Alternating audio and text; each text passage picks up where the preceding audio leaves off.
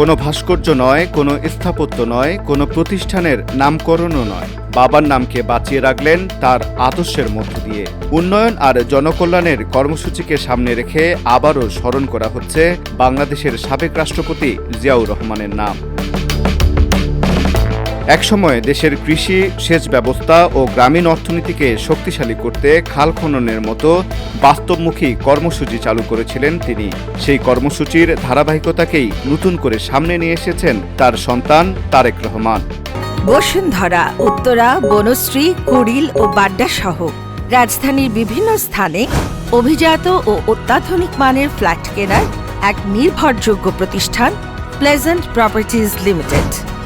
অতীতে আমরা দেখেছি কেউ কেউ বাবার কিংবা স্বামীর নাম ব্যবহার করে ভাস্কর্য, স্থাপত্য বা বিভিন্ন প্রতিষ্ঠানের নামকরণের মাধ্যমে এক ধরনের ব্যক্তি পূজার সংস্কৃতি প্রতিষ্ঠা করার চেষ্টা করেছেন। কিন্তু তারেক রহমান সেই পথে হাঁটলেন না, বরং মানুষের উপকারে আসে এমন বাস্তব উদ্যোগের মধ্য দিয়েই বাবার আদর্শকে তুলে ধরার চেষ্টা করেছেন।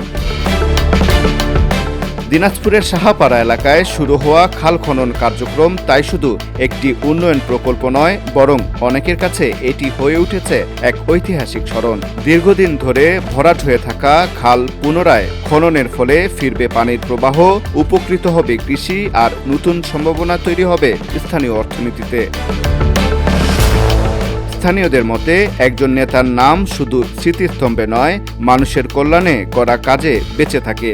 আর সেই বাস্তব কাজের মধ্য দিয়েই দিনাজপুরের সাহাপাড়ায় খাল খননের এই কর্মসূচি নতুন করে স্মরণ করিয়ে দিচ্ছে শহীদ জিয়ার উন্নয়নমুখী দর্শনকে। ভিউডি বাংলা নিউজ ডেস্ক।